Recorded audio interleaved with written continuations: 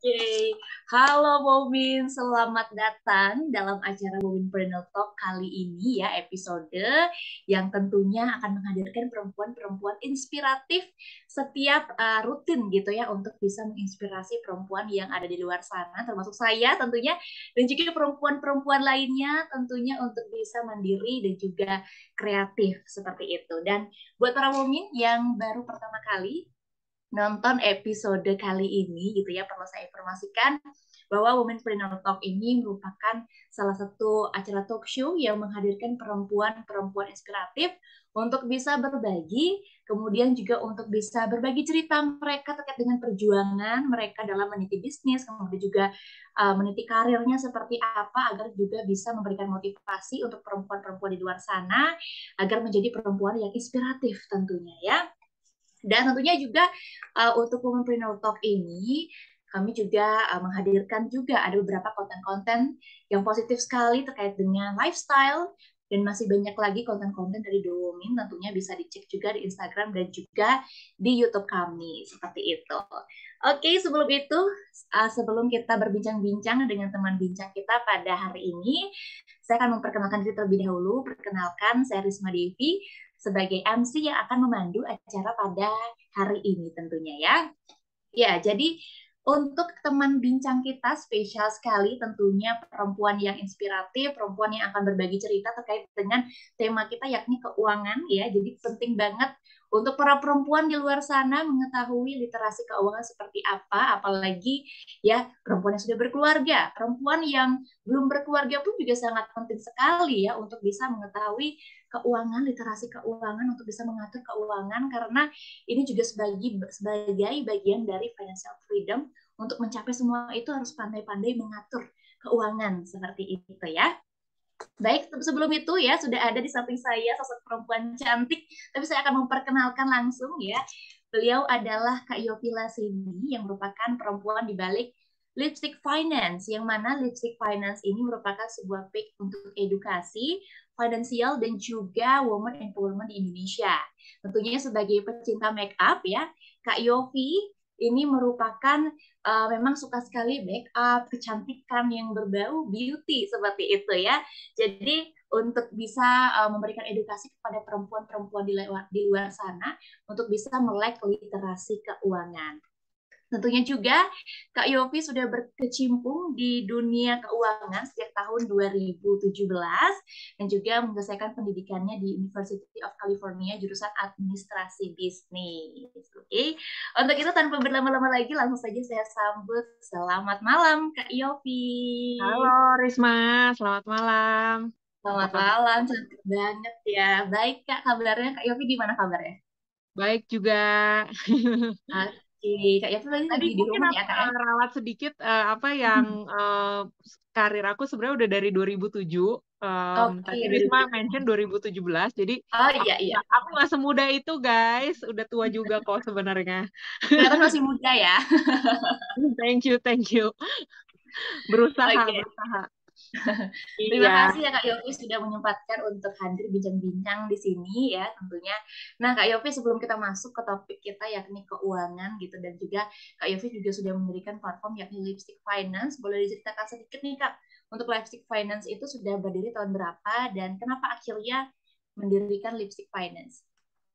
Iya, thank you banget The Woman udah ngundang aku malam ini. Seneng banget. Ini actually talk show pertama aku ya. Jadi Lipstick Finance itu aku sebenarnya baru mulai di ulang tahun, di bulan ulang tahun aku, yaitu di November tahun lalu gitu. Nah, ketika itu aku kan ngerasa apa ya, aduh kayaknya ini pengen do something more gitu loh, terutama untuk society, terutama untuk perempuan-perempuan Indonesia gitu.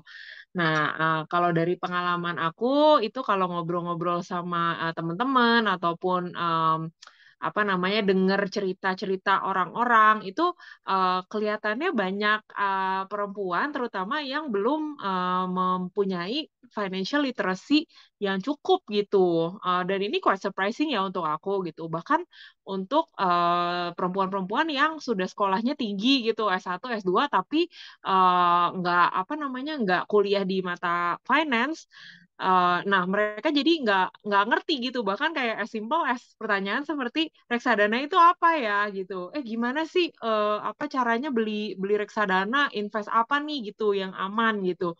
Nah, itu sebenarnya kan pertanyaan-pertanyaan basic seperti ini kan aku ngerasa ini harusnya adalah hak-hak ya, bukan kewajiban, hak setiap orang, terutama setiap perempuan untuk understand the basic of finance gitu. Karena kan ya gimana pun maksudnya sering ya orang ngerasa kok uang terus yang diomongin uang terus ya memang kita tiap hari hidup pasti ada hubungannya dengan uang gitu kan kita tinggal di rumah beli rumah pakai uang gitu makan apa pakai uang gitu kan yang memang udah integral part of our life gitu kan yang namanya uang itu jadi mengatur keuangan atau yang kalau di luar negeri istilahnya personal finance itu memang udah harus menjadi basic knowledge gitu dari setiap orang yang harus dimiliki.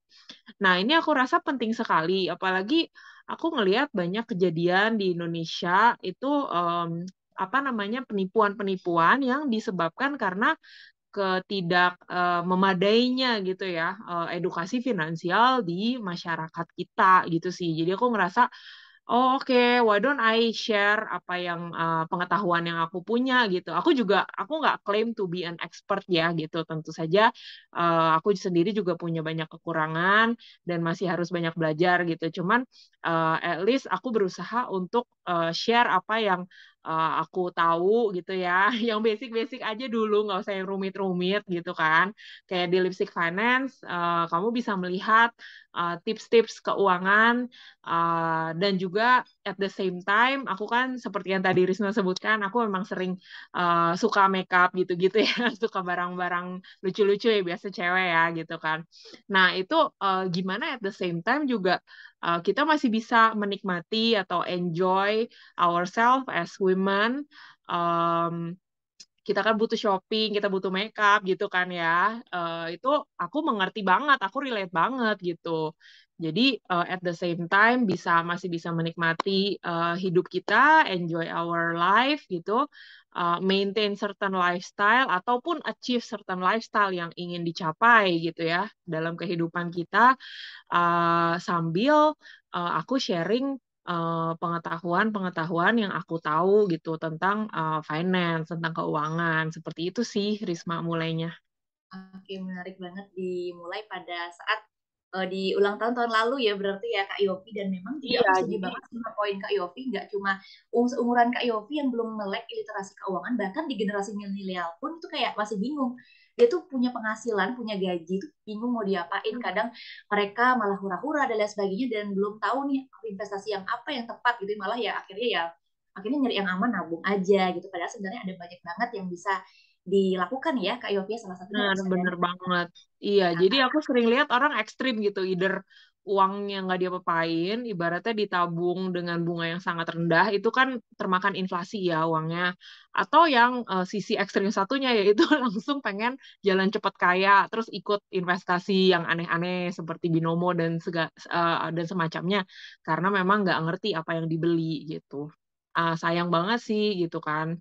Karena kan kita sebenarnya oke, mungkin kita sekarang mayoritas dari kita masih berada di dalam usia produktif gitu ya, usia bekerja, baru ngerasa karir kita baru mulai menanjak gitu ya, baru dapat promosi, baru naik gaji, baru dapat bonus dan lain sebagainya gitu ya. Mudah-mudahan kalian seperti itu ya, guys.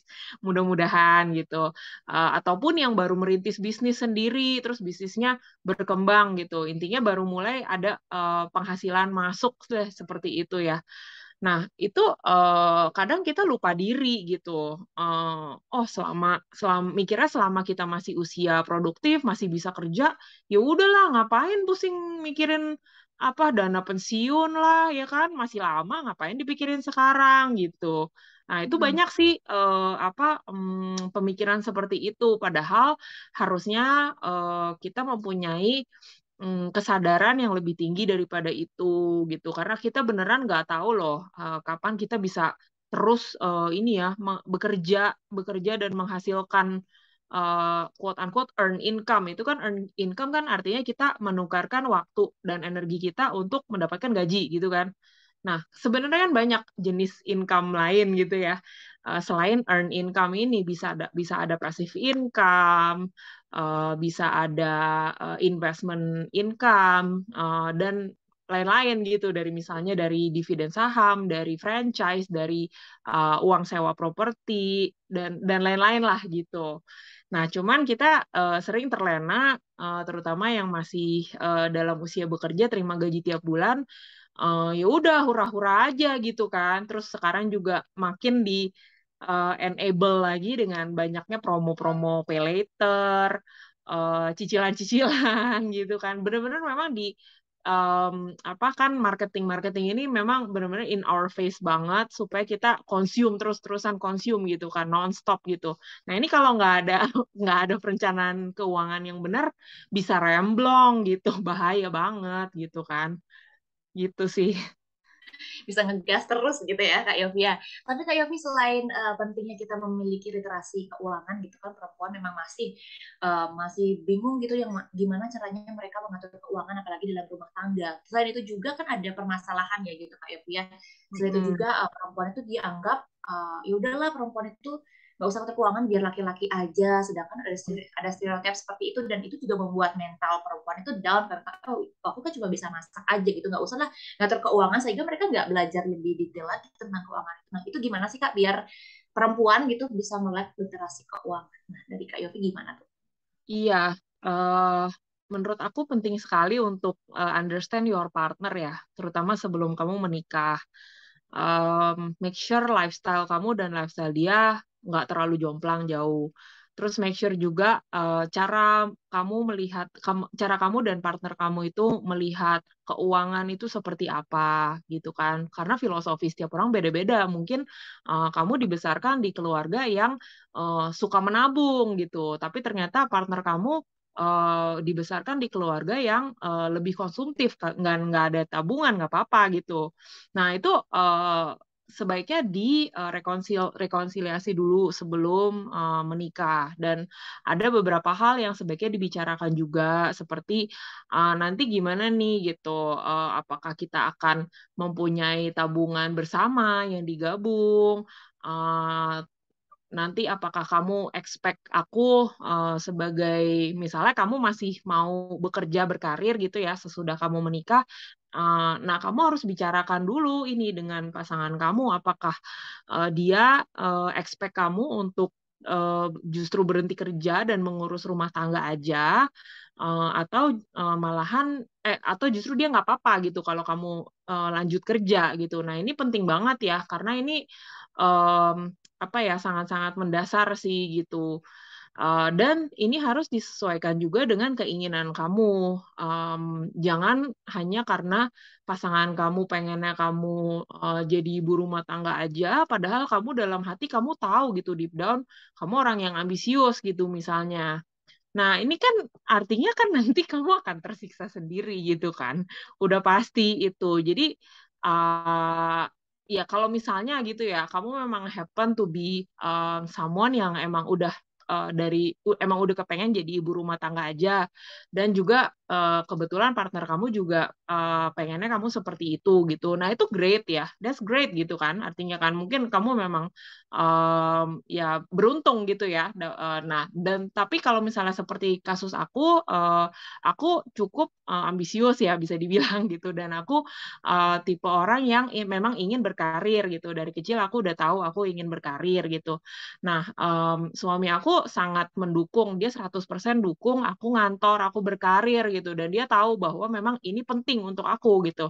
Jadi dia nggak pernah kayak mendismiss atau apa ya, kan ada tuh ya, kalau aku dengar gitu, suami yang kurang mendukung istrinya bekerja, terus kemudian malahan kayak, kamu kok malah ini sih lebih prioritasin kantor kamu sih, lebih prioritasin karir kamu gitu. Misalnya kamu tiba-tiba, Nah, gitu ya. iya aku tiba-tiba harus meeting gitu ya, harus meeting penting sore-sore dipanggil bos gitu ya. Ya dia ngerti gitu. Jadi jangan sampai apa namanya, kamu harus ngerasa kamu tertekan dan harus apa ya, make the very difficult choices gitu loh. Karena it doesn't have to be that way. It doesn't have to be a sacrifice gitu. Kalau kamu emang udah inline dulu sama pasangan kamu sebelum menikah. Of course nanti pas menikah pasti banyak banyak rintangan-rintangan lain lah gitu kan. Cuman at least dari awalnya itu harus di set dulu expectation dari masing-masing pihak seperti itu sih. Oke, jadi pada intinya communication is very important ya kak, sebelum kita Bener. memutuskan untuk para perempuan apalagi yang memang juga memiliki hak yang sama kepada untuk laki-laki yang pastinya juga mereka bisa harus bekerja, mereka juga harus bisa masak dan lain sebagainya, dan untuk Iya. hal bekerja pun dan juga mengatur keuangan itu juga memiliki hal yang sama ya, seperti itu ya kak Yovia. Itu juga aku tangkap sih dari pembicaraan kita kali ini, yang mana nggak cuma laki-laki aja tapi perempuan juga memiliki hak yang sama untuk bisa mengatur keuangannya gitu ya. Jadi nggak hanya oh ya udah perempuan kamu masak aja jadi ibu rumah tangga, sedangkan dalam hati kita pengen nih untuk berkarir gitu kan. Itu juga menjadi salah satu point of view gitu sih dari pembicaraan kita Kak Yofi. Iya, bener banget. Itu komunikasi itu penting banget. Terus juga apa namanya, kalau untuk kehidupan di kota besar gitu ya, seperti Jakarta, itu biaya hidupnya kan mahal loh ya. Kita semua juga tahu kan. Ini sangat jarang kalau bisa ditopang oleh single source of income. Dan makin kemari makin seperti itu. Jadi ya, kalau misalnya memang pasangan kamu bisa mensupport semua kebutuhan finansial kamu, kamu sekeluarga gitu, ya that's great gitu, you're the lucky one gitu kan.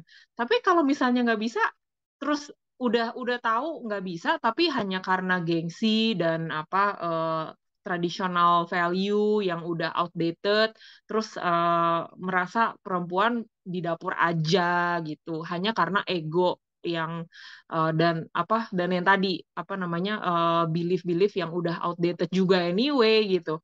Ya buat apa itu kan nggak make sense buat dua-duanya sebenarnya kan? Ya, iya benar banget ya. Iya.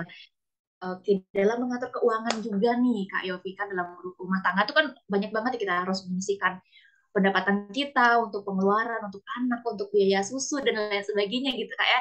Dan untuk dari pandangannya Kak Yofi sendiri, kalau misalkan sebuah keluarga gitu memiliki, tadi kan ada bilang Kak Yofi juga bilang sempat jangan sampai tumpang tindih gitulah dalam hal pemasukan. Nah kalau misalkan dia memiliki dual income gitu kak, atau penghasilan ganda, itu gimana sih menurut Kak Yofi pandangannya?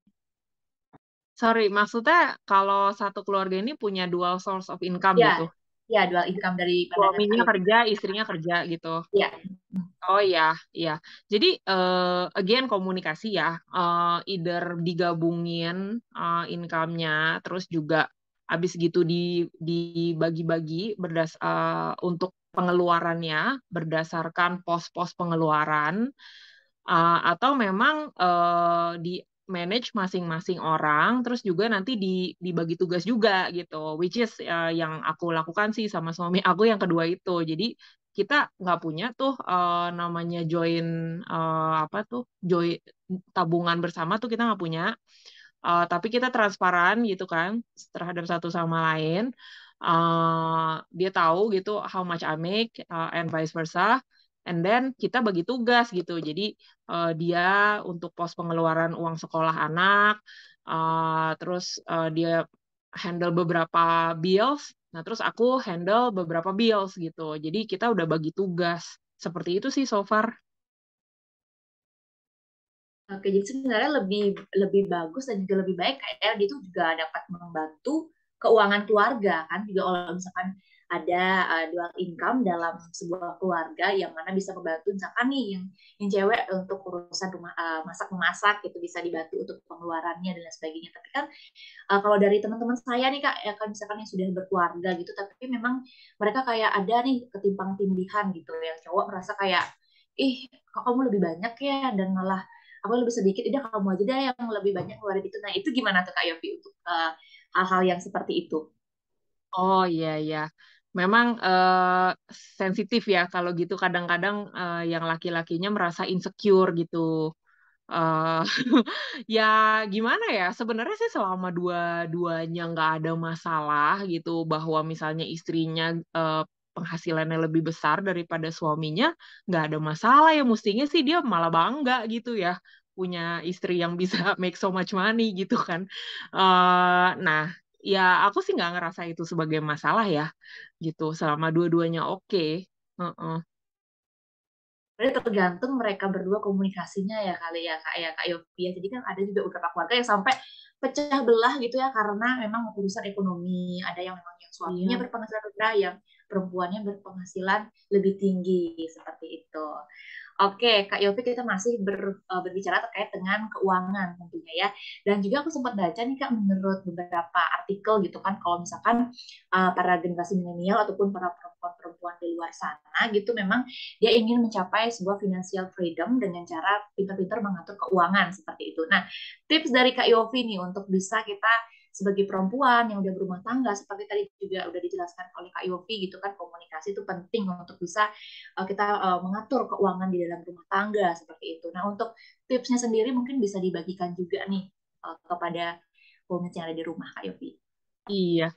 Ini ya financial freedom nih kayak the new dream kayaknya nih, terutama untuk kalangan milenial, termasuk aku, Cie. Jadi yang pertama ini mungkin yang kita harus set up itu adalah tujuan atau financial goal. Nah, yang namanya financial goal ini harus spesifik gitu ya. Jadi jangan cuman nah ini aku pengen jadi financial freedom gitu doang, nggak bisa kayak gitu. Jadi kamu harus spesifik goals, seperti contoh ya, aku contoh misalnya mau punya rumah di BSD sebelum tahun 2025 gitu ya, spesifik kayak gitu. Mau punya dana darurat sebelum akhir tahun 2022 gitu. Nah, itu seperti itu contohnya. Dari dari financial goals ini, kamu kira-kira bisa tahu dong angka yang dibutuhkan untuk mencapai financial goal kamu kan. Nah, itu kamu terus breakdown dan kamu bandingkan dengan uh, apa tingkat penghasilan kamu setiap bulan itu berapa. Nah, sebenarnya rule of thumb untuk budgeting itu dari penghasilan 50% dipakai untuk kebutuhan primer ya, kebutuhan yang pokok gitu kan, yang harus gitu, must, 50% ke must, seperti rumah, makan, transportasi, yang memang kamu udah harus bayar, listrik gitu ya, listrik sekolah anak gitu. Terus 30%-nya kamu taruh ke needs namanya, yang butuh gitu. Nah, terus 20%-nya lagi kamu boleh taruh ke investasi gitu kan. Nah, jadi apa namanya? Sorry, tadi maksud aku kebalik, yang 30% itu needs, yang 20% itu apa namanya? Wants gitu ya. Nah, si investasi ini masuknya ke yang needs gitu, 30% itu. Nah, yang 30% itu kamu harus coba untuk tumbuh kembangkan uangnya di situ gitu. Disesuaikan dengan profil risiko kamu masing-masing gitu. Nah, yang 20% ini adalah pos yang boleh kamu pakai untuk shopping, makan di luar gitu ya, makan di restoran, traveling, dan lain-lain gitu. Nah, ini sebenarnya bebas aja. Kalau misalnya kamu tipe orang yang pengen gedein investment, terus pengen kurangin yang shopping-shopping impulsif, ya udah tinggal diatur aja sih budgetnya gitu. 40% di investasi, 10% di shopping gitu-gitu. Jadi disesuaikan aja supaya kamu bisa mencapai financial goal yang kamu inginkan gitu. Nah, terus juga yang penting juga adalah kamu harus mempunyai dana darurat. Dana darurat ini rule of thumb-nya 6 bulan dari pengeluaran kamu gitu ya. 6 bulan dari pengeluaran kamu. Supaya kalau kamu tiba-tiba kena PHK atau nggak bisa kerja for some reason, nah itu kamu tercover selama 6 bulan untuk kamu nanti ini merintis ulang, cari kerjaan baru dan sebagainya. Kayak gitu. Nah, yang namanya financial freedom ini bisa dicapai sebenarnya dengan setelah kamu mencapai financial goal kamu, apakah itu beli rumah ataupun mempunyai uang, misalnya mempunyai uang 1 M sebelum tahun 2025 gitu ya. Nah, itu tapi benar-benar harus udah net of utang. Jadi kamu harus benar-benar hati-hati sama yang namanya hutang, guys, gitu, terutama yang berbunga tinggi gitu ya. Nah, jadi you have to be debt free in order to become financially free gitu. Karena kalau kamu masih punya utang, artinya kamu belum financially free gitu. Kamu masih terikat utang, baik itu cicilan rumah atau apartemen ataupun mobil, itu semua masih ini loh, masih utang, guys, gitu. Jadi kamu jangan ngerasa udah udah financially free nih, merasa kamu habis ambil KPR terus udah tinggal di rumah baru gitu ya. Tapi kamu masih harus nyicil KPR nih 15 tahun lagi gitu. Artinya kamu belum financially free tuh sampai kamu lunasin KPR kamu itu. Gitu sih. Jadi mungkin tipsnya adalah tadi yang pertama, set up your specific goals, apa yang kamu ingin achieve. Yang kedua, kamu budgeting, sesuaikan dengan financial goal yang kamu ingin raih dan penghasilan yang kamu punya gitu.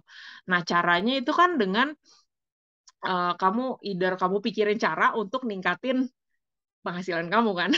Intinya kan gitu.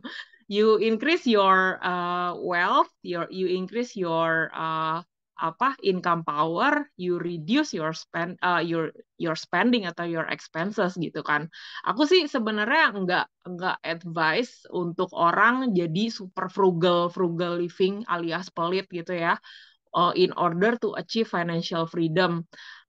Aku bukan pro yang apa tuh istilahnya tuh, ini ya, latte factor ya. Jadi milenial sering disalahin kan, katanya, oh milenial kerjanya beli kopi kopi mahal mulu, beli latte mulu. The latte factor is making you poor gitu kan. Padahal enggak ada hubungannya. Maksudnya kalau memang beli kopi mahal terus kamu jatuh miskin, artinya ada masalah yang lebih besar dari di keuangan kamu, bukan, jangan kopinya disalahin sih menurut aku ya. Mungkin ngopinya setiap detik kali kayak nongki di tempat-tempat mahal Iya. gitu yang lebih. Nggak make sense kan orang jatuh miskin karena beli latte tiap hari, kan berarti kan emang dia ada isu yang lebih besar, yaitu memang ya harus ningkatin penghasilan dia atau reduce ini dia kan, expenses dia yang lain gitu kan, gitu sih. Ya, ya. Berarti meningkatkan penghasilan seperti Kak Yofi maksud tadi adalah membuat sebuah usaha kah ataupun ada cara-cara lain untuk bisa meningkatkan financial freedom itu sendiri, Kak Yofi? Iya, jadi kan tiap orang beda-beda. Kalau misalnya kamu kerja kantoran, of course cara kamu meningkatkan penghasilan kan adalah dengan kamu dapat promotion, ya kan? Atau kamu cari kerjaan di tempat lain yang bisa offer kamu lebih tinggi gitu. Nah, atau kalau at the same time, cara meningkatkan penghasilan itu adalah dengan side hustle. Side hustle juga ini lagi apa, populer banget nih kayaknya ya di kalangan Amin milenial. ya. Iya, side hustle gitu. Nah, ini banyak cara ya, terutama di era digital sekarang gitu kan, ada orang yang punya online shop, dia jualan online shop gitu ya. Banyak cara sih kalau memang sebenarnya kalau kamu rajin dan emang niat gitu ya untuk meraih financial goal kamu, sebenarnya banyak caranya gitu. Kamu pilih apa yang paling play on your strength aja gitu. Nah, kalau aku kan mungkin I'm not a very creative person gitu ya. Makanya sebenarnya aku pertama bikin lipstick finance juga agak kurang pede karena aku ngerasa, aduh gimana ya, kayaknya kurang kurang kreatif gitu. Jadi, nah kalau but I know my strength itu lebih di professional world gitu. Jadi memang I invest a lot dalam pengembangan diri aku gitu, supaya aku bisa deliver more value ke kerjaan kantoran aku gitu, dan otomatis mendapatkan apa ya, promotion yang lebih cepat gitu. Seperti itu. Jadi kamu harus tahu sendiri kelebihan kamu apa, kekurangan kamu apa, terus disesuaikan. Nah, kalau yang aku lihat gitu ya, kan banyak nih anak-anak muda zaman sekarang tuh kayak bisa monetize di IG ataupun TikTok ataupun YouTube gitu ya. Nah, itu kan aku ngerasa, ih keren banget sih, itu keren banget ya anak-anak yang bisa kreatif dan monetize gitu loh, sebagai dan menjadikan itu sebagai bahkan bukan side hustle lagi gitu, bahkan sebagai primary source of their income gitu. Nah, itu sih aku ngelihat di era yang sekarang ini memang banyak cara sih untuk side hustle gitu. Ya, setuju banget sama poinnya Kak Yofi kalau setiap orang itu punya kelebihannya masing-masing gitu dan ada juga nih Kak dari pandangan aku dan juga melihat dari fenomena-fenomena yang ada gitu karena kerja kantoran tuh cepat bosan selain itu juga mereka cepat-cepat pengen resign gitu pengen buat usaha tapi akhirnya setelah mereka resign buat usaha gagal dan akhirnya itu membuat mereka stres. Nah itu kan kayak gitu jadi kayak gitu jadi mereka ikut-ikutan tren gitu ingin membuat sebuah usaha gitu kan karena memang mereka tuh ingin menjadi mau mendapatkan penghasilan yang lebih daripada menjadi seorang profesional work gitu kan dan akhirnya karena memang kurang fokus dan lain sebagainya malah itu nggak berjalan dengan baik gitu jadi bisa dicoba nih untuk tips dari Kak Yofi kalau memang ada kelebihan di bidang pekerjaan itu ditekuni dan itu juga bisa mendapatkan kenaikan jabatan seperti Kak Yofi sampaikan tadi ya Kak Yofi ya dan juga Ya, bisa juga benar banget. menambah penghasilan tentunya. Nah, kalau misalkan untuk para perempuan nih Kak, para perempuan itu kan juga sebagai garda terdepan ya dalam hal UMKM khususnya yang ada di Indonesia. Bahkan pandemi pun UMKM sangatlah membantu perekonomian Benar-benar. Indonesia gitu ya Kak ya. Tapi sayangnya juga dalam hal modalnya nih Kak. Nah, dari segi dari pandangannya Kak Yofi dalam peminjaman modal apakah ada perbedaan kan antara perempuan dan laki-laki dalam hal peminjaman modal yang Kak Yofi ketahui? Seperti itu Kak Yofi. Eh, Kayaknya kalau ini sih bukan karena perempuan ataupun laki-laki ya, tapi memang di sistem perbankan Indonesia ini, kalau kita belum mempunyai kredit scoring atau sejarah meminjam ataupun nggak mempunyai nggak dirasa bankable gitu ya, itu akan susah sih untuk dapat kredit dari bank ya, terutama bank-bank besar gitu. Jadi makanya untungnya pemerintah kita itu udah realize akan hal ini.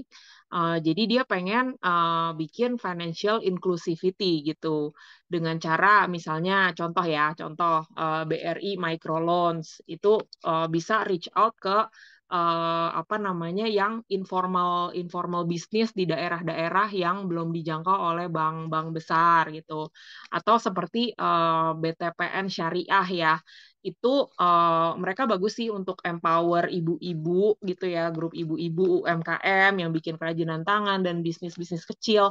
Nah itu mereka sengaja untuk merangkul gitu loh dan juga sekaligus banyak memberikan training-training untuk si ibu-ibu ini gitu. Nah, itu sih aku senang sih bahwa memang dari pemerintah udah ada awareness bahwa financial inclusive level di Indonesia itu masih rendah dan mereka ingin meningkatkan itu gitu. Jadi hopefully sih going forward akan lebih banyak channel yang benar ya untuk bisa empower women terutama ya di UMKM gitu. Jangan sampai terjebak sama apa tuh yang namanya lintah darat gitu-gitu kan. Kan malah jadi tambah ini ya malah menambah problem lagi nanti gitu. Iya. Iya, jadi seperti yang Kak Yofi sampaikan ya, jadi memang untuk pemerintah sendiri juga udah memiliki awareness-nya untuk membantu para perempuan gitu, seperti program-program yang Kak Yofi sampaikan. Berarti tidak ada ketimpang tindihan kayak kalau misalkan wanita ataupun pria yang mengajukan pinjaman sebenarnya bisa aja misalkan itu dilengkapi dengan baik ya Kak Yofi ya. Iya, betul sekali. Mm-mm. Oke, tapi kan dalam hal ini juga dalam sebuah untuk perempuan sendiri gitu kayak dalam membangun sebuah usaha gitu. Apalagi sebagai seorang perempuan yang kebanyakan kita tahu kalau perempuan itu bisa semuanya ya kayak bisa ngurus anak gitu kan, bisa juga memasak, kemudian juga bisa juga mengurus rumah tangga gitu kan dalam hal misalkan membuat sebuah bisnis gitu Kak.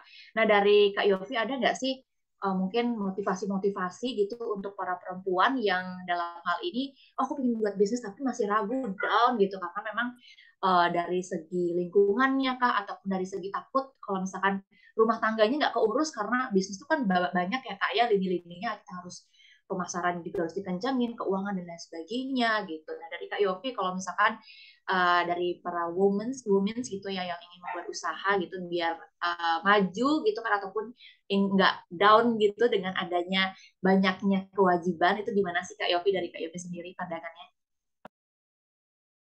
Iya, disclaimer dulu, aku sebenarnya nggak berpihak pada perempuan yang mau jadi stay at home mom, ataupun yang bekerja, ataupun yang punya bisnis gitu ya. Jadi sebenarnya menurut aku stay at home mom juga itu perempuan-perempuan yang sangat hebat, itu juga susah banget gitu. Nah, working woman itu juga susah banget. Jadi nggak ada yang gampang, semuanya sebenarnya nggak ada yang gampang gitu. Nah, if I can share, memang sih saat baru punya anak gitu ya, itu memang saat-saat life changing moment ya buat perempuan ya, gitu. Nah, itu pasti kamu akan galau gitu, harus prioritas yang mana dalam hidup kamu, apakah haruskah aku berhenti kerja supaya bisa spend more time di rumah gitu-gitu kan. Nah, tapi again harus balik lagi memang ke true to yourself gitu loh. Yang kamu mau tuh apa sebenarnya. Jadi jangan menyerah karena misalnya mertua kamu gitu ya. Expect kamu untuk berhenti kerja untuk merawat anak di rumah, suami kamu juga misalnya gitu ya. Tapi itu bukan yang kamu mau gitu. Nah, jadi menurut aku sih memang harus stay true to yourself, menjadi perempuan yang empowered gitu. Jadi jangan menyerah terhadap keinginan masyarakat terhadap diri kamu gitu. Karena cuman kamu yang bisa membuat diri kamu sendiri bahagia loh, girls gitu. Kalau kamu merasa kamu cuma bisa bahagia jika kamu sudah mendapat pekerjaan ini misalnya, kamu cuma bisa bahagia jika suami kamu ini punya bisnis sekian-sekian gitu ya. Nah, itu kamu nggak akan bisa bahagia sih kalau menurut aku. Jadi you have to rely on yourself gitu. Sebentar ya. Iya, iya. Jadi menyentuh banget sebenarnya apa yang disampaikan oleh Kak Yofi, perempuan itu harus kuat. Kamu yang membuat diri kamu bahagia, bukan orang lain, bukan stigma masyarakat yang bilang perempuan itu lemah, perempuan itu cuma bisa masak aja lah, nggak usah kerja. Sebenarnya juga walaupun perempuan berumah tangga, jadi ibu rumah tangga, ataupun perempuan bekerja juga sebenarnya sama gitu ya Kak Yofi, tapi banyak juga yang mendiskriminasi, oh perempuan yang di rumah aja tuh sebenarnya lebih gampang loh, tapi sebenarnya banyak banget urusan yang harus diperhatikan Kak Yofi ya, ngurus anak, ngurus banyak Ya, hal di dalamnya gitu. Dan challenge-nya masing-masing beda-beda. Hmm.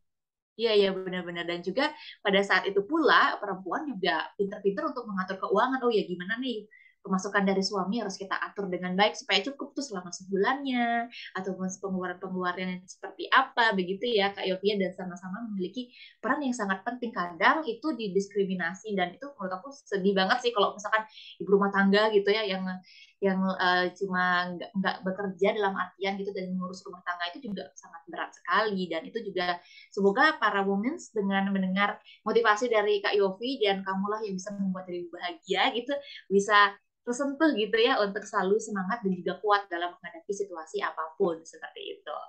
Nah, Kak Yofi, kita masih juga berbicara soal stigma dari masyarakat yang menganggap kalau cewek matre itu negatif gitu Kak. Dan sebelum kita melangkah juga ke sebuah jenjang pernikahan gitu kan, itu juga sebagai seorang perempuan gitu kan selektif kayak dalam memilih pasangan, entah itu mungkin masing-masing orang memilih yang mapan ataupun yang membuat ia bahagia dan lain sebagainya, itu kan adalah sebuah choice ataupun sebuah pilihan. Nah, kalau dari pendapatnya Kak Yofi gitu kan, cewek matre itu gimana tuh Kak? Apakah realistis kah ataukah ada pandangan lain sih dari Kak Yofi? Sebenarnya definisi cewek matre yang dimaksud tuh bener-bener yang kayak dia nyari cowok buat dipelorotin atau atau cewek yang mindful terhadap keuangan ya gitu. Karena Keuangan kalau sih. Iya. iya, karena kalau misalnya yang pertama kan of course udah pasti nggak bener gitu ya. Karena nothing is free, nothing comes free. Kalau misalnya kamu cuman ngarepin orang to live off of other people, pasti nanti akan ada harga yang harus dibayar juga gitu ya. Kalau misalnya dalam definisi perempuan yang mindful terhadap keuangan gitu ya, bahwa memang dia ingin menjadi independent woman di mana she can pay her own bills, she can make her own money, she can buy her own stuff tanpa harus nunggu dibeliin gitu ya sama laki-laki gitu. Nah itu nggak apa-apa, itu memang emang tujuannya aku bikin lipstick finance sih sebenarnya gitu, bahwa kita harus bisa independen dalam artian memanage uang kita sendiri, jadi nggak apa-apa harus apa minta gitu sama suami, apalagi zaman sekarang aku dengar banyak tuh ya yang masih pacaran aja udah dibiayain sama pacarnya gitu kan. Nah itu gimana ya? eh ya, Nah, itu malah hopefully lebih long menjatuhkan lasting ya, martabat girl. ya, Kak ya. Iya, hopefully your boyfriend itu terus kayak gitu ya. Kalau misalnya nanti dia suatu saat juga amit-amit go broke gitu, terus jadinya, iya kan, kamunya juga terlalu tergantung sama dia, apa-apa no, apa harus minta sama dia, ya nanti akhirnya kamu melemahkan diri sendiri gitu kan, jadi nggak bisa independen sendiri. Kalau aku sih lebih pilih menjadi eh, ini ya perempuan yang independen di mana I can manage my own money gitu. I can buy my own things gitu kan. Kalau ada lipstick lucu gitu kan selama masih di dalam budget aku ya udah beli aja gitu. Nggak usah ribet gitu sih. Iya, iya, masuk banget tuh Kak Yofi ya, apalagi baru pacaran, udah dibiayain terus sama pacarnya. Tapi itu malah buat kita bergantung sama orang Bener. lain ya. Bahkan misalkan kalau putus, tiba-tiba nggak ada penghasilan, bingung tuh mau kemana. Karena biasanya dibiayain kemana-mana gitu kan.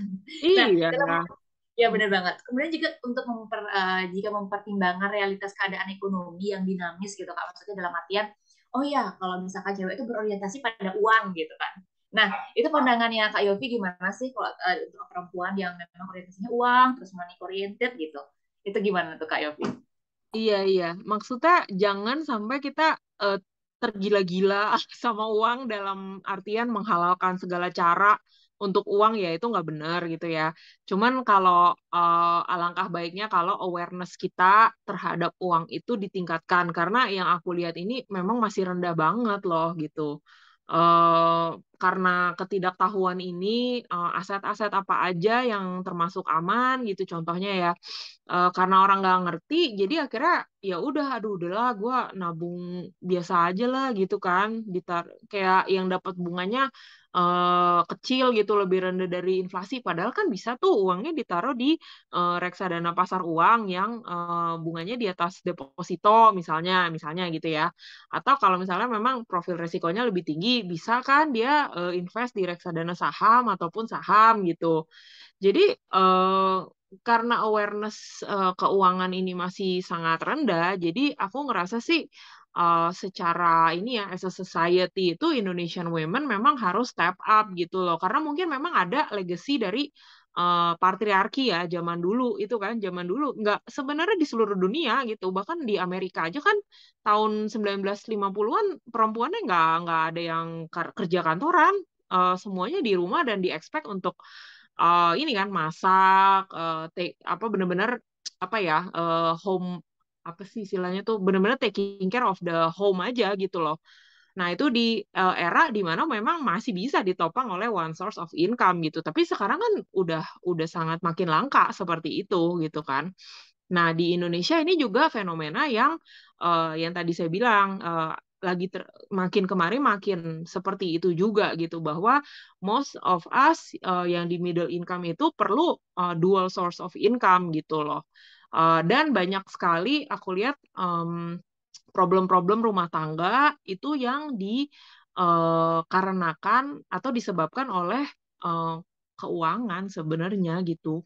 Kalau misalnya kalian udah pada nonton tuh drama Korea yang Our Blues itu kan sebenarnya semua problemnya tuh dari hampir semua karakternya, yang pertama kan masalah keuangan gitu. Terus yang terakhir juga yang maminya si itu kan dari dia muda menikah ke keluarga yang tiba-tiba bangkrut gitu, terus dia sendiri nggak bisa punya penghasilan, ya udah jadi tertekan dari muda sampai tua karena memang nggak empowered untuk dan nggak ada kapabilitas untuk keluar dari cycle cycle susah ini gitu. Jadi bener-bener banyak banget masalah hidup yang masuk ke dalam apa ya siklus yang sangat sulit gitu itu dikarenakan oleh uang gitu unfortunately. Jadi memang gimana ya mau dibilang kok yang dipikirin uang uang uang melulu gitu tapi memang you can have a much better life gitu with you if you can manage your finances much much better gitu loh. Dan juga banyak nih aku kalau bisa sharing gitu ya aku dengar modelan sandwich generation ya gitu. Ini juga maksudnya harusnya kita itu bertanggung jawab terhadap dana pensiun kita sendiri. Jangan sampai kita menciptakan sandwich generation berikutnya. Nanti kalau misalnya kita udah tua, terus mendadak, ah, uang pensiun aku nggak cukup nih untuk memaintain lifestyle aku ya. Aku masih mau arisan, masih mau traveling loh tiap tahun gitu ya. Ya udah deh, ngarepin aja dari ini anakku untuk tiap bulan gitu setoran ke aku gitu ya. Iya bagus kalau anak kamu bisa untuk support kamu. Memang maksudnya tapi kan nggak selalu kenyataannya seperti itu kan gitu. Gimana kalau apa namanya hal itu tidak tidak jadi kenyataan ya nanti gimana jadinya gitu.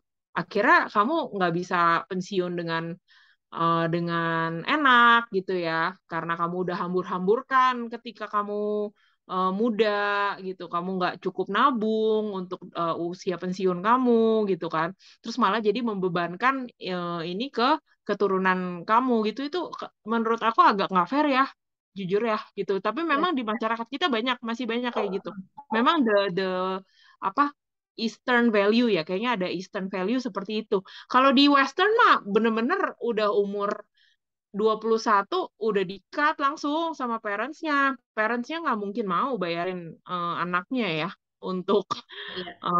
iya kan nggak bisa kayak gitu. Jadi mungkin kita nggak harus se ekstrim barat karena kan emang itu a bit apa ya a bit terlalu cutthroat ya mungkin ya buat orang Indonesia gitu. Kita ya mungkin tapi jangan juga dengan seenaknya mikir ya udahlah ntar suruh anak kita aja yang nanggung pensiun kita gitu. Wah itu janganlah kasihan anaknya. Banget ya Kak Yovia kalau ada sampai generasi muda yang memang masih banyak mungkin yang ada di sandwich generation yang memang mereka harus menanggung beban orang tua sedangkan mereka masih berusaha payah nih untuk menabung untuk menikah mungkin menabung Iya. untuk anak-anaknya dan sampai itu juga mereka harus menanggung beban orang tua yang pada saat itu tidak benar mengatur keuangannya itulah pentingnya juga kita mengatur keuangan juga di saat kita usia muda ataupun berumah tangga. Dan selain itu juga nih Kak Yofi kan juga dalam hal meraih financial freedom gitu kan itu juga salah satu impian semua orang gitu Kak ya. Kita juga harus memiliki dana darurat seperti Kak Yofi sampaikan tadi. Nah, dana darurat itu baik itu berapa persen sih Kak dari penghasilan dan masalahnya kan ada orang-orang penghasilannya itu beda-beda. Aduh, aku gimana caranya buat dana darurat sedangkan penghasilan aja nggak nutup gitu kan kadang Nutup ya, masih iya, ada iya. sebagainya gitu kan permasalahannya Kak Yofi. Nah itu dari Kak Yofi gimana tuh Kak untuk mengatur dana darurat berapa persen bagusnya dari penghasilan? Jadi dana darurat itu rule of thumb-nya 6 bulan pengeluaran bulanan kamu ya. Dari pengeluaran dikali 6-nya, bukan dari penghasilan. Jadi kamu bisa cover pengeluaran kamu selama 6 bulan dengan dana darurat itu, harusnya gitu. Nah, kalau untuk kamu yang belum punya dana darurat, sebaiknya itu disisihkan 10% dari gaji kamu setiap bulannya. Udah jangan disenggol-senggol, itu langsung masuk tabungan dana darurat. Dan yang namanya dana darurat ini jangan dimasukin ke instrumen investasi lain. Itu harus berupa tabungan yang liquid atau mudah dicairkan gitu. Jadi jangan jangan yang namanya dana darurat terus kamu beliin saham terus nanti sahamnya turun 30% pas kamu mau pakai akhirnya malah jadi kacau kan. Iya itu kacau namanya. Yang Berarti namanya dana berarti disisihkan apa sisa dari penghasilan kita nih Kak baiknya? jangan dianggap sisa terus baru ini ya. Jadi kamu memang harus prioritasin, you have to have emergency fund gitu. Kalau kamu belum punya, mulai dari sekarang dibikin emergency fund kamu yang 6 kali pengeluaran kamu setiap bulan gitu. Mulai aja disisihkan 10% dari gaji kamu setiap bulan. Kalau bisa lebih tinggi malah lebih baik. Jadi kamu lebih cepat tuh punya dana daruratnya lebih cepat terkumpul gitu. 20% dari gaji kamu setiap bulan. Mungkin kamu harus meng-sacrifice atau mengorbankan pengeluaran-pengeluaran kamu yang tidak tergolong tidak penting, yang masuk golongan wants tadi, yang keinginan-keinginan itu loh, kayak misalnya ya udah beli lipstick nggak usah dulu gitu kan, atau beli beli top baru yang lucu nggak usah dulu gitu kan, sampai sampai terkumpul dana darurat kamu gitu. Bahkan juga ini ya, traveling ini juga sekarang kan semua orang mau healing gitu ya. Kita mau Self healing healing gitu terus. ya. Iya, healing dikit-dikit, mental health mau healing gitu. Nah, itu kan pakai uang kan, traveling itu. Nah, itu dibajetin juga. Jangan jangan atas nama healing terus terus jadi ini kan pay later terus tuh bahaya loh. Bahaya bener loh, guys. Yuk Dibajetin. dicatatkan dari sekarang ya Kak Yovia, yang mungkin yang belum punya dana darurat bisa dicatat dari sekarang pengeluarannya apa aja nih bulan depan, mungkin gitu ya caranya, kayak dicatat dulu nih kira-kira beli lipstick kayaknya masih ada, jangan dulu deh, jangan sampai tergiur dengan lipstick merek baru gitu kan mungkin ya. Iya, benar. Terutama apalagi perempuan. Benar, benar, benar. Karena impulsif kan, kayak gitu. Nah, terus tiap tanggal cantik, tiap bulan ada loh guys, tanggal cantik. Jadi kamu jangan khawatir, nggak mungkin habis. Tiap bulan tuh ada tanggal cantik dari e-commerce gitu. Dan promonya Jangan makin beli banyak ya. juga. Iya, promonya makin banyak juga makin Iya, hari. iya, Kalau iya. aku lihat makin menarik, makin bagus-bagus juga produknya. Jadi nggak usah FOMO gitu. Nah, aku Hmm. sering tuh untuk mengatasi ini, aku sering tuh bikin no buy week gitu. Jadi minggu ini aku nggak boleh beli kosmetik, no buy beauty this week gitu. Terus minggu depannya no buy clothing, nggak boleh beli baju baru gitu. Aku tulis nih gede-gede di agenda aku, kan aku tiap hari pakai punya agenda ya. Gitu, aku tulis. Jadi biar ini mindful shopping gitu loh, supaya nggak impulsif gitu.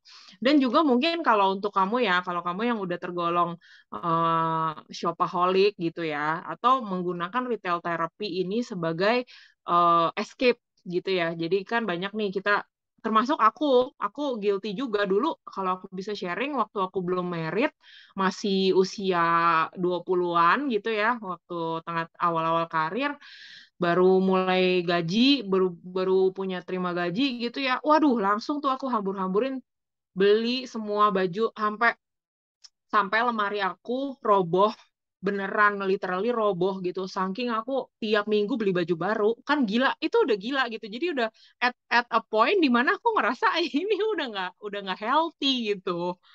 Gitu. Jadi Iya kan? udah sejak itu aku beneran, bahkan untuk baju pun ya, aku punya catatan, aku punya list gitu supaya aku nggak beli-beli terus.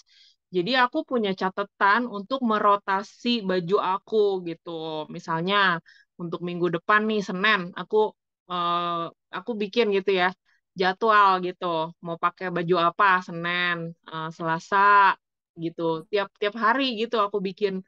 Jadi aku nggak ngerasa aku kurang punya baju. Baju aku tuh banyak sebenarnya, cuman perlu di-organize dan di-planning aja. Sama halnya dengan makeup. Jadi makeup, mungkin ini aku bisa bagi tips juga, aku juga melakukan makeup rotation gitu. Karena makeup aku banyak dan aku apa namanya, pengen kepengin beli terus tiap kali brand launching produk baru gitu. Nah, siasatnya adalah dengan aku bikin makeup rotation gitu. Terus aku tulis gitu, misalnya minggu ini rotate ke bedak yang ini, lipstick yang ini, maskara yang ini, eyeliner yang ini gitu. Nah, terus juga ini bikin finish, harus habisin dulu produk yang ini, harus habisin produk yang ini gitu sebelum aku beli aku beli-beli baru terus gitu sampai lemari penuh lagi gitu kan. Jadi itu Dan actually membantu sih, dan actually ada kepuasan khusus ketika aku menghabiskan suatu barang gitu. Aneh nggak sih? ya, Nggak tahu. ya, ya, itu berlebihan banget ya jadinya ya Kak Yofi ya malahan. Iya, jadi Karena kalau beli aku baru abisin satu serum gitu ya. Nah, itu aku jadi puas banget gitu, kayak asik gitu. Eh, akhirnya habis gitu. Jadi kayak jadi satu accomplishment gitu loh buat aku, nggak tahu ya, sih, ya, mungkin ya. bisa bisa bantu juga untuk supaya kita nggak impulsif tiap kali ngelihat ada new launching kita pengen beli terus kan soalnya. Malah perilaku seperti itu sebenarnya harus dihindari kan Kak ya, karena kan juga uang-uangnya tuh habis kan untuk beli-beli barang dan akhirnya muncullah pinjaman gitu kan. Kita ada punya utang, oh ya Iya, habis nih uangku. Akhirnya kita muncullah pinjaman ataupun utang dan biar lebih cepat nih, biar lebih gampang ada jaminan muncullah kayak ada pinjaman online kayak gitu kan jadinya iya, ya Kak Yofi ya. Dan sebenarnya iya. gimana menurut Kak Yofi untuk pinjaman online itu sendiri itu Kak? Apakah sebenarnya memang beriming-iming nggak ada jaminan, tapi sebenarnya bunganya itu besar. Dari Kak Yofi mungkin boleh disampaikan juga supaya women juga memiliki edukasi terkait dengan hal itu, Kak Yofi. Iya, pinjaman online, pay later, gitu-gitu untuk tujuan konsumtif sih menurut aku kurang sehat ya untuk finansial. Kalau misalnya memang pinjaman online atau pinjaman untuk tujuan produktif, seperti misalnya ingin merintis bisnis, kamu perlu modal kerja, itu nggak apa-apa, gitu kan. Nah, kalau kamu sampai harus minjem untuk beli baju baru atau untuk beli lipstik baru, artinya, sorry to say, kamu belum bisa afford barang itu, kamu belum bisa afford lifestyle itu, gitu. Kalau kamu sampai harus minjem gitu ya, itu artinya kan you finance uh, you you finance your new top gitu, itu kan ridiculous banget kan. Sebenarnya itu artinya you already udah melampaui budget budget kamu itu kalau sampai harus minjem untuk shopping konsumtif. Ya, ya. Simpelnya begitu sih gitu. Demi kenikmatan ya, kenikmatan sesaat akhirnya minjem di pinjaman online dan justru itu malah juga membuat kita semakin, wah, akhirnya aku bisa minjem online dan akhirnya itu membuat aku dikejar-kejar sama pinjol gitu kalau misalkan nggak tepat waktu gitu ya Kak Yofi. Iya, Tapi sebenarnya itu aman nggak sih Kak kalau misalkan pinjol untuk usaha dan sebagainya itu Kak Yofi?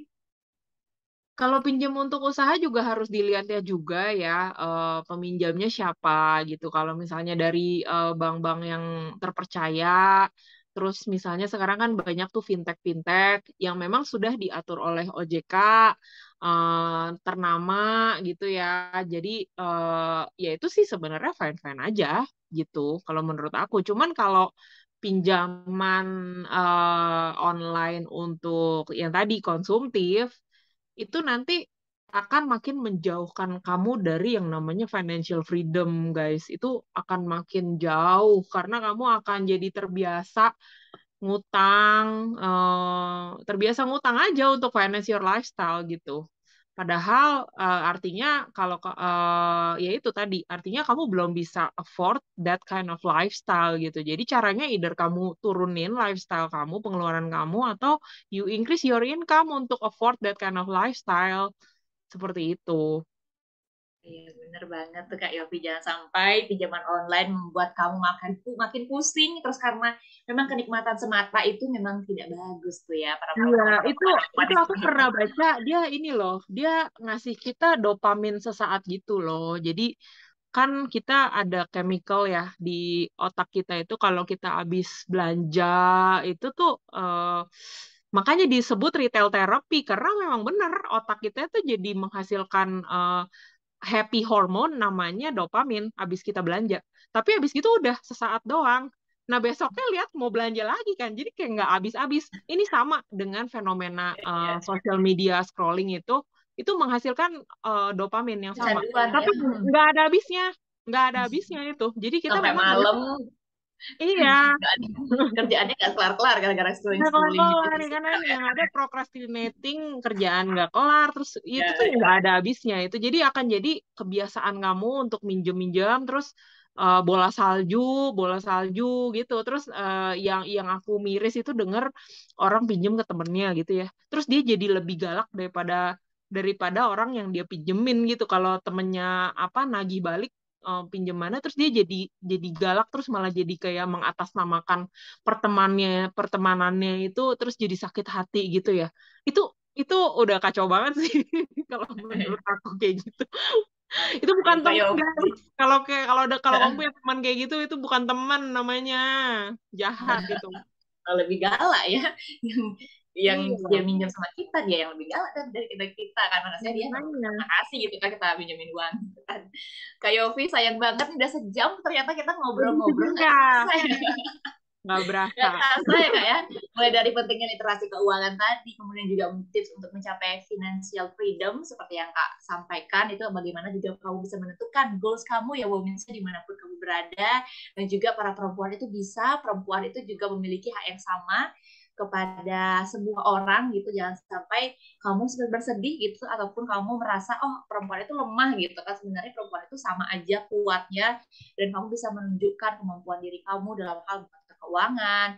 Mulai dari sekarang juga bisa tuh untuk bisa melihat-lihat konten-konten edukasi juga ya Kak ya, di Lipstick Finance, ada di TikTok juga, ada di Instagram dan juga YouTube-nya seperti itu. Nah Kak, sebelum kita closing nih, aku ada beberapa pertanyaan penutup gitu kan Kak ya. Jadi Boleh. ada nggak sih untuk Kak Yofi sendiri definisi gitu ya, perempuan yang mandiri menurut Kak Yofi seperti apa? Perempuan mandiri ya. Jadi untuk merangkum gitu ya, perempuan mandiri itu adalah perempuan yang bisa rely on herself, baik dalam sisi mental, jadi yang tadi aku bilang mental emosional, nggak harus menggantungkan kebahagiaan kita ke orang lain, dan juga dalam hal finansial itu, jadi nggak harus tergantung sama orang lain juga. Terus stay true to yourself. Jadi perempuan mandiri itu tahu mengenal dirinya sendiri sehingga dia secure gitu, dia secure. Jadi dia nggak gampang terombang-ambing nih. Nanti kalau misalnya masuk ke dunia kerja atau dunia pernikahan, ketika dia menemui rintangan-rintangan dalam hidup itu ya, hopefully dia bisa mengatasi itu dengan caranya dia sendiri gitu loh, stay true to herself gitu. Dan yang terpenting adalah bisa bahagia dengan diri dia sendiri, dan tidak harus merugikan orang lain gitu. Karena aku paling kesel banget gitu kalau ada women yang malah menjatuhkan perempuan lain gitu loh. Itu banyak loh masih kayak gitu. Jadi dia ngerasa mungkin karena patriarki value di masyarakat kita gitu ya. Jadi mungkin dia ngerasa dia come from peer perspektif, di mana mungkin dia ngerasa oh cuman bisa ada satu cewek nih yang stand out gitu ya. Misalnya di kantor dia cuma bisa ada satu cewek yang ada di jajaran manajemen, misalnya dia ngerasa kayak gitu ya. Karena memang traditionally seperti itu gitu. Nah, jadi dia jadi ini neken perempuan lain gitu. Malah malah bukannya membantu, dia malah justru menekan perempuan lain supaya dia look better. Nah, ini sih yang aku ngerasa kita nggak harus kayak gitu. Di abad yang Harusnya sekarang ini, di abad yang sekarang ini superwoman ya begitu, Kak ya. begitu banyak peluang, begitu banyak opportunities, kamu nggak usah come from that kind of mindset lagi. Kita harus come from an abundance mindset. Abundance itu artinya there's enough for everyone gitu. Cukup banyak peluang untuk kita semua gitu, untuk semua perempuan itu kita punya gitu opportunity untuk shine in our own ways gitu. Jadi tanpa harus menjatuhkan orang lain. Nah, itu sih menurut aku Iya, ya definisi perempuan mandiri seperti itu sih. iya, bahagia, secure juga terhadap dengan beberapa situasi yang mungkin mereka alami nanti di dunia kerja dan juga lingkungan-lingkungan sekitar. Seperti itu ya Kak Yofi ya. Pesan singkat yang terakhir Kak untuk para perempuan dalam hal pemahaman finansial seperti apa Kak Yofi? Bisa singkat saja untuk teman-teman ataupun Singkat aja perempuan ya, yang ya. ya. Mungkin jangan takut, don't be afraid to learn. you can learn something new every day. Sekarang era informasi, kalau kamu pengen belajar tentang finance, investasi, cara menabung, cara memanage personal finance, itu informasinya semuanya ada gitu ya. Dan jangan juga takut hanya karena kamu takut disangka itu perempuan matre ataupun karena uang itu ditabukan di masyarakat Asia gitu ya, di masyarakat Indonesia. Jangan biarkan hal-hal seperti itu malah take away your opportunity untuk meraih financial freedom gitu. Karena gini ya, mungkin aku bisa quote Warren Buffett ya. I hope you guys know siapa Warren Buffett gitu. Dia bilang, if you cannot find a way for your money to work for you, then you will need to work for the rest of your life. Gitu. Nah, kalau aku nggak kepengen kerja sampai tua renta sih. Mudah-mudahan aku pengennya sih, aku bisa enjoy life nanti gitu ya. Di saat yang aku masih bisa traveling, di saat aku masih bisa sehat gitu. Jadi hopefully you guys juga bisa gitu kayak gitu. Semoga kita semua juga bisa mencapai financial freedom seperti itu gitu. So best wishes for all of us. Semoga kita semua bisa mencapai financial freedom dengan cara kita masing-masing, gitu ya. Amin. Wah, luar biasa banget nih Amin. untuk statement-nya dari Kak Yofi. Ya, banyak juga memang ini ya impian semua orang, apalagi perempuan, untuk misalkan kapan kita kerja terus gitu kan, dalam artian udah tua dan sebagainya. Tapi bagaimana juga nanti kita bisa menikmati gitu kan apa yang sudah kita buat kerja keras untuk bisa dinikmati juga untuk cucu dan juga cicit kita seperti itu nantinya ya, apalagi untuk para perempuan-perempuan yang ada di Indonesia khususnya. Wah, luar biasa sekali. Jangan lupa juga seperti disampaikan oleh Kak Yofi, jangan takut untuk belajar karena semuanya informasi sudah bisa diakses begitu ya Kak, dengan dunia digital yang semakin canggih seperti itu. Oke, demikianlah perbincangan kita pada hari ini. Nggak kerasa sejam, itu malah kurang sebenarnya. Kita nggak akan ada sesi lagi mungkin ya Kak Yobi ya, untuk bahas tentang literasi keuangan, kemudian juga tips-tipsnya seperti apa untuk bisa mengatur keuangan ya dengan keluarga, kemudian juga untuk bisa mencapai financial freedom itu seperti apa. Tadi tips-tipsnya juga sudah disampaikan oleh Kak Yofi. Jangan sampai juga kita impulsif buying gitu ya, sehingga itu juga merugikan diri kita sendiri. Wah, luar biasa sekali. Terima kasih banyak Kak Yofi untuk waktu dan juga sharing-sharingnya. Seperti itu, jangan lupa juga untuk bisa diikuti akun media sosial dari Kak Yofi untuk Lipstick Finance-nya di Instagram, di TikTok, dan juga di YouTube ya Kak Yofi ya. Iya, Seperti itu. benar. Thank you guys udah nonton ini. Semoga bisa follow aku, Lipstick Finance. Semoga gampang diingat ya namanya, Lipstick Finance. Gampang. Iya, apalagi untuk para Dan perempuan kayak. kalau ada pertanyaan, anything about terutama tentang keuangan dan makeup, I'll be very happy to help you guys. Semoga kita semua bisa grow together. Thank you The Woman for having me. Terima kasih banget udah memberi aku kesempatan di talk show kali ini. Oke, terima kasih banyak Kak Yofi. Sampai jumpa untuk Womens dimanapun kalian berada di Womens Planner Talk selanjutnya. Terima kasih dan sampai jumpa. Thank you, terima kasih.